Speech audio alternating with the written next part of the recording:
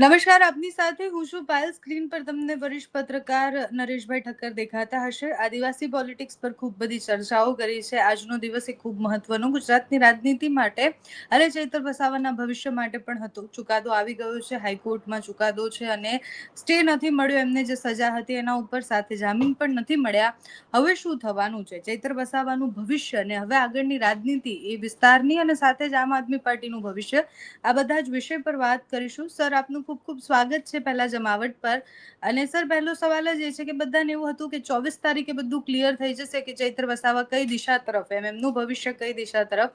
અત્યારે તો એ જેલમાં રહેવાના છે, કારણ કે હાઈકોર્ટે ફટકાર લગાવતા એવું કહ્યું છે કે લો થી વધારે મોટું કશું જ નથી અને આની પહેલા તમે જેટલા પણ ગુના આચર્યા છે કે જે ગુનામાં તમારા સામે કેસ થયા છે એના પછી પણ તમે આ કરો છો તો તમારે જેલમાં જ રહેવું પડશે.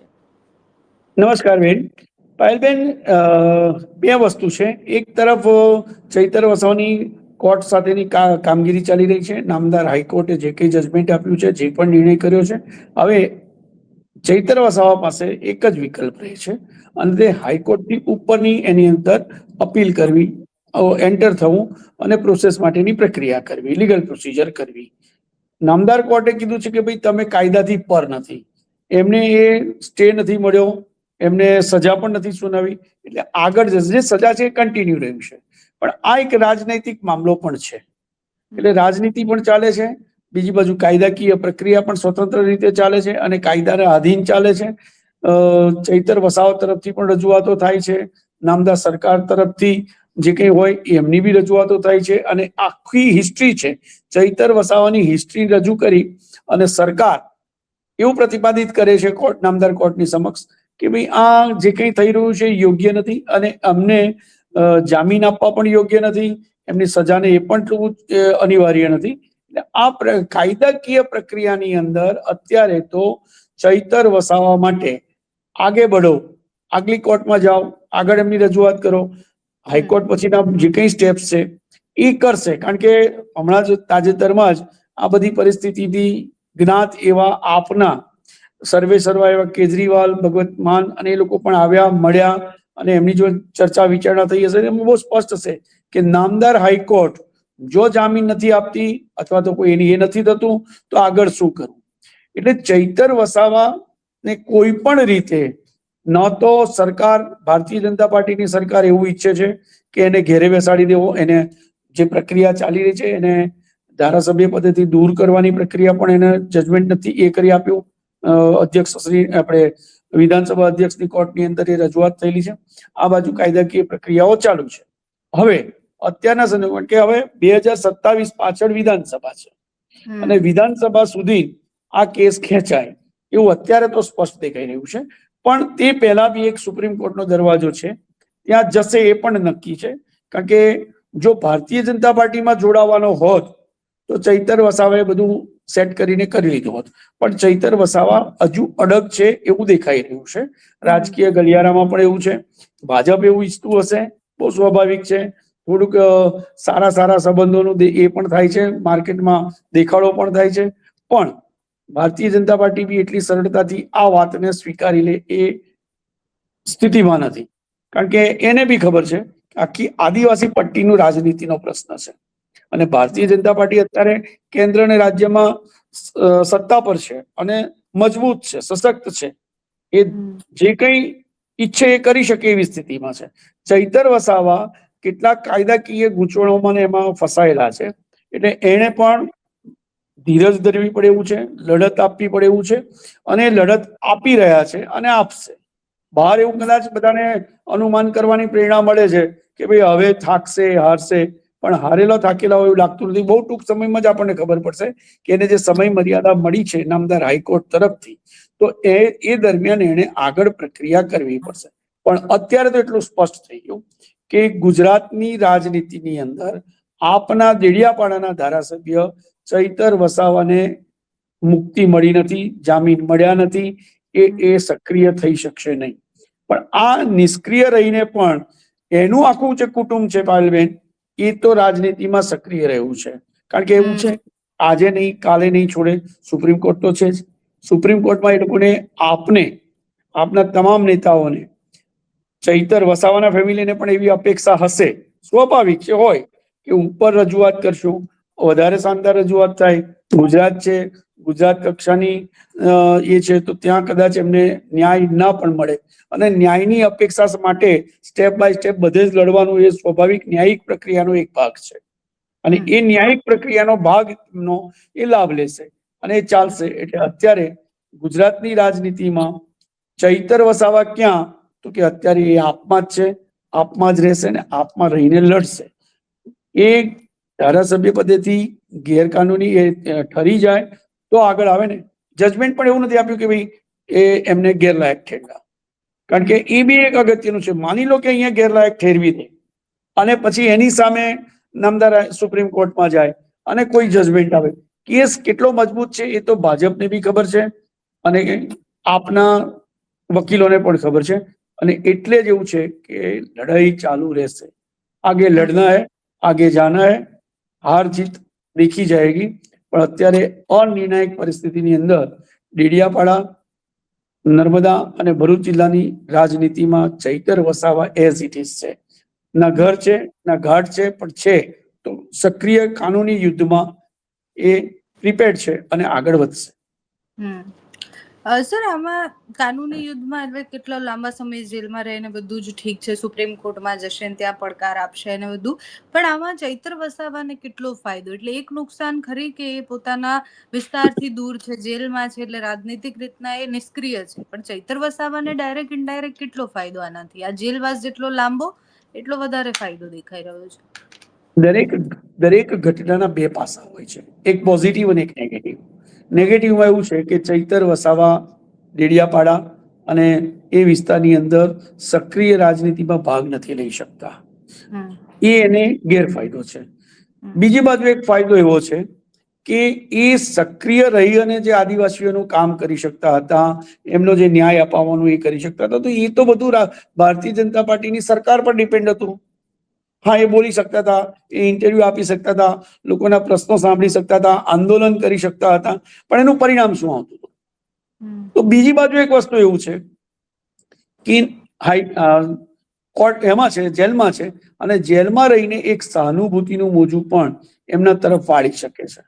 પબ્લિકને તો એવું થશે ને બેન કે આ અમારો નેતા છે કે જે વારંવાર જેલમાં જાય છે, લડે છે, અમારા ન્યાયિક મુદ્દાઓ ઉપર રજૂઆત કરે છે, એની સામે જે કઈ કેસ થયા છે, ઘણા બધા કેસ થયા છે, અને એ કેસોને કારણે એ જ કેસના આધારે તો નામદાર કોર્ટે એવું કીધું કે તમે કાયદાથી ઉપર નથી.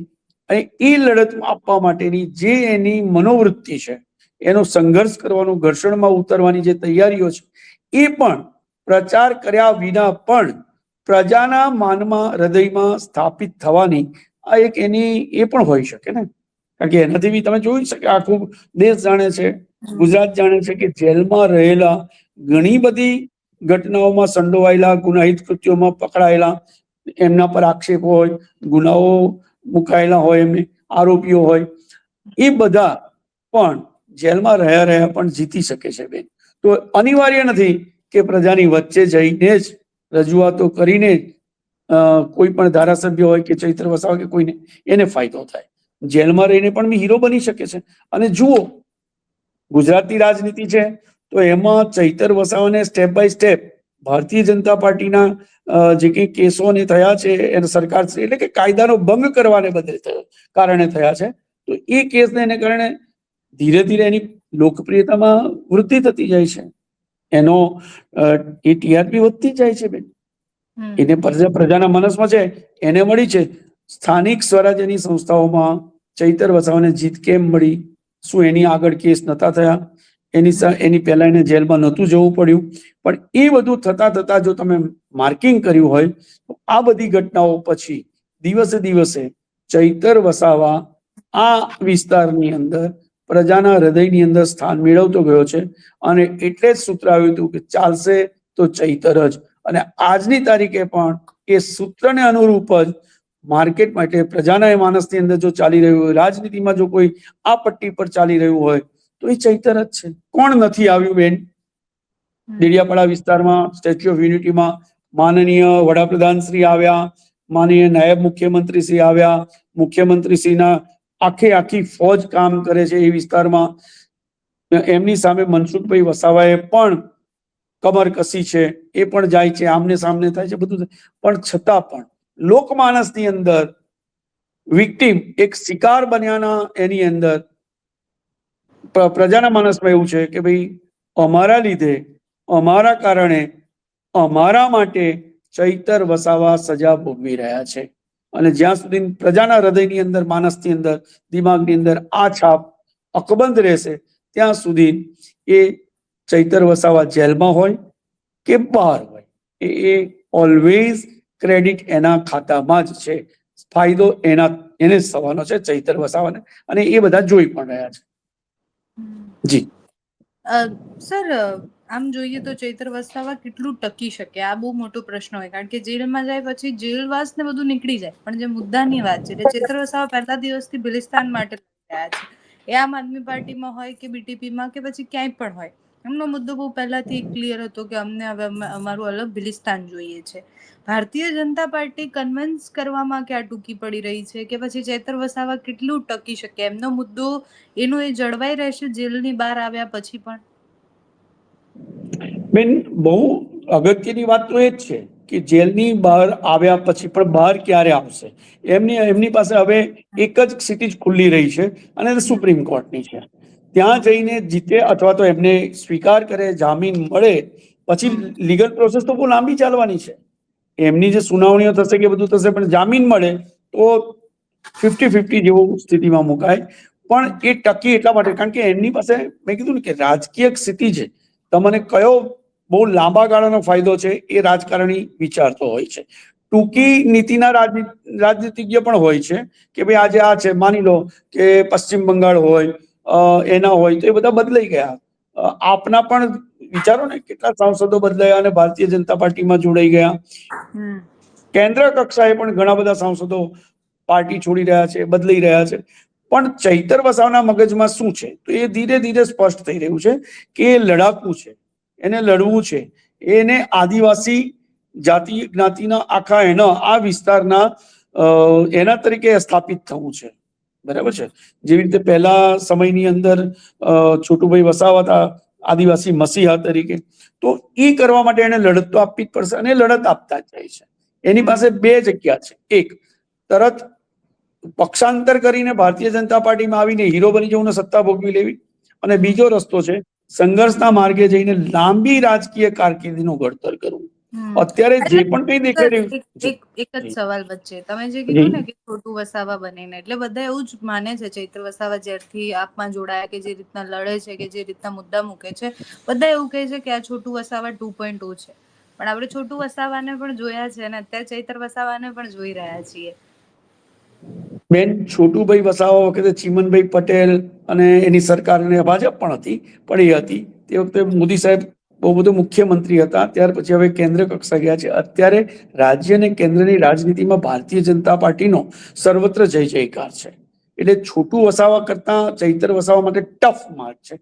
પણ એક વસ્તુ એ પણ ના ભૂલવા જોઈએ કે ચૈતર વસાવા એ છોટુભાઈ વસાવા એન્ડ પાર્ટીનો જે કઈ જનતા દળ યુને હતું, તો એનામાંથી તૈયાર થઈને આવેલો શિષ્ય છે. એમના ગુરુ ત્યાં જ છે.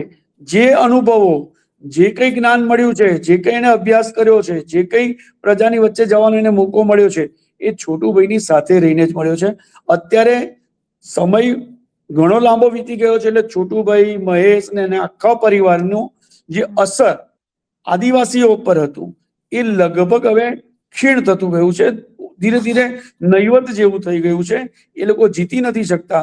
આ છોટુભાઈ હતા, ભારતીય જનતા પાર્ટી હતી, કોંગ્રેસ હતી, અને તેમ છતાં ડેડિયાપાડામાંથી ચૈતર વસાવા એની પોતાની ઇમેજ, તાકાત, બુદ્ધિ, એનો પ્રચાર પ્રસાર પબ્લિકની અંદર એને કારણે એ ડેડિયાપાડાના ધારાસભ્ય તરીકે ચૂંટાયો. આ પહેલું. ત્યાર પછી બની તો સ્થાનિક સ્વરાજ્યની ચૂંટણીઓ હમણાં આવી. ભારતીય જનતા પાર્ટીનો પકડ મજબૂત, બધું કરું, 5-5 ધારાસભ્યો અહીંના હતા, ત્યાંના બી ધારાસભ્ય એમની સાથે હોય, સંગઠન એટલું ભાજપનું મજબૂત, અને છતાં સંગઠનની હમણાંની જે ચૂંટણીઓ ગઈ એમાં પણ ચૈતર વસાવાએ કંઈક નહીં ઘણું કરી બતાવ્યું, અને ત્યારે ભારતીય જનતા પાર્ટી સમજી ગઈ કે અહીંયા એટલું સરળ નથી ભારતીય જનતા પાર્ટી માટે આ પટ્ટી ઉપર જીતવાનું. એટલે આ બધું ચાલી રહ્યું છે, અને હજુ ભારતીય જનતા પાર્ટીને ક્યાંક અપેક્ષા હોય, બહુ સ્વાભાવિક છે, રાજનીતિ છે. ઘણા બધા બદલાયા છે, ઘણા બધા પલટાય છે અને ભારતીય જનતા પાર્ટીમાં જઈને સારા પણ બની જાય છે, સત્તા પણ મેળવી લે છે. પણ આ એક જીદ્દે ચડેલો ચૈતર વસાવા ભારતીય જનતા પાર્ટીને આટલી કક્ષા પછી પણ ઝૂક્યો નથી અને હજુ પણ જો સુપ્રીમ કોર્ટમાં જાય તો બહુ સ્પષ્ટ છે, એનો નિર્ણય છે કે હું લડીશ. એની સામે બીજું પણ છે, વિધાનસભામાંથી શું થઈ શકે આપણે વિચારીએ તો કે ભાઈ એને ગેરલાયક ઠેરવી દે ધારાસભ્ય પદેથી, તો એનો પરિવાર છે, એના પરિવારમાંથી બી કોઈકને, પત્નીને, કોઈ પરિવારજનને એ વિધાનસભા લડાવી શકે છે. અને વિધાનસભાને હવે લગભગ વર્ષથી વધારે બહુ સમય રહ્યો નથી, લોકસભાને બહુ લાંબો સમય છે અને લોકસભા માટેની યુદ્ધ એ સેકન્ડ સ્ટેપમાં આવતું છે. પણ ફર્સ્ટ સ્ટેપની અંદર આને ચૈતર વસાવાએ વિધાનસભા અને આપ પણ એને એટલું જ જબરજસ્ત પીઠબળ આપીને બેઠું છે. એ પણ કોશિશ કરે છે કે આપ માટે એવું છે કે ચૈતર વસાવા છટકી ના જવું જોઈએ અને ભારતીય જનતા પાર્ટી માટે પણ એવું છે કે ચૈતર વસાવા આપણી પાસે આવતો અટકી ના જવો જોઈએ. એક જગ્યાએ એવું છે કે એક પક્ષમાંથી છટકવો ના જોઈએ અને બીજી પક્ષ માટે એવું છે કે અહીંયા આવતો હોય તો અટકવો ના જોઈએ. આ યુદ્ધની અંદર અત્યારે ચૈતર વસાવા જેલવાસ માણી રહ્યા છે અને પ્રજાની અંદર એને તો આ બાજુ રહો કે પેલી બાજુ રહો, બે હાથમાં લડ્ડુ છે. એકમાં લોકપ્રિયતા વધતી જાય છે અને બીજી તરફ થોડુંક વેઠવું પડે છે. જેલવાસ એ કોઈ મહેલવાસ નથી, એને બી ક્યાંક તો તકલીફો ભોગવવી પડતી હશે, પણ એને એટલો કદાચ આત્મવિશ્વાસ હશે આપના જે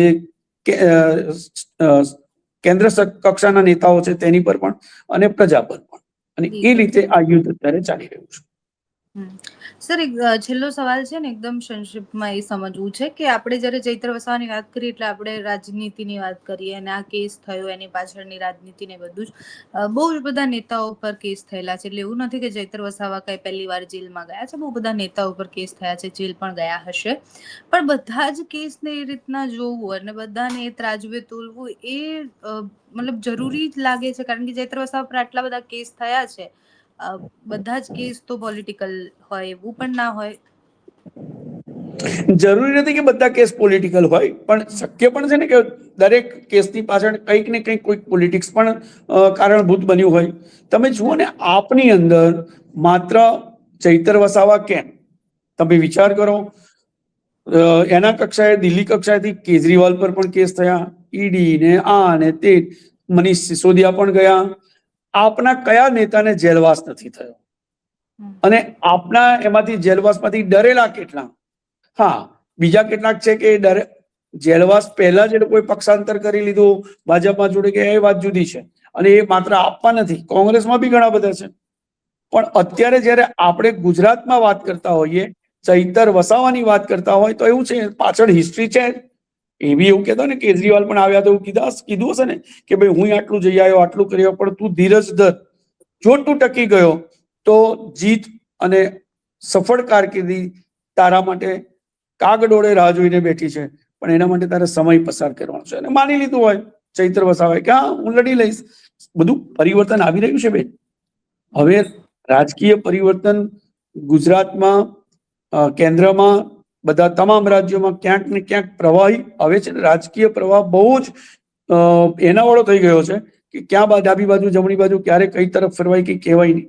અને આ જ કારણોસર કદાચ એવું હોય કે લંબાતું જાય છે, કોઈ નિર્ણય આવતા નથી ભાજપ તરફથી આવતા, નથી આપમાંથી ચૈત્ર વસાવા તરફથી આવતા. પણ આ છે બેન કે આ બધી જ લડાઈમાં દિવસે ને દિવસે ભારતીય જનતા પાર્ટીના આટલા બધા વિચક્ષણ રાજકીય પુરુષો છે, ઘણા બધા છે. ગુજરાતમાં તો આખો એ ભંડાર પડેલો છે.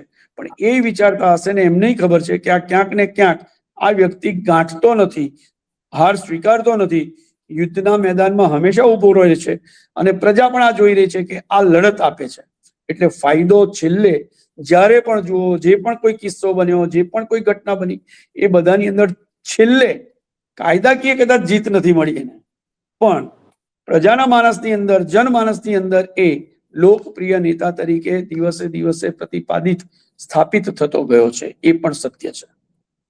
Thank you so much sir, તમે સમય આપ્યો એ બદલ અને આ વાતચીત કરી એ બદલ આપનો ખૂબ ખૂબ આભાર. આભાર.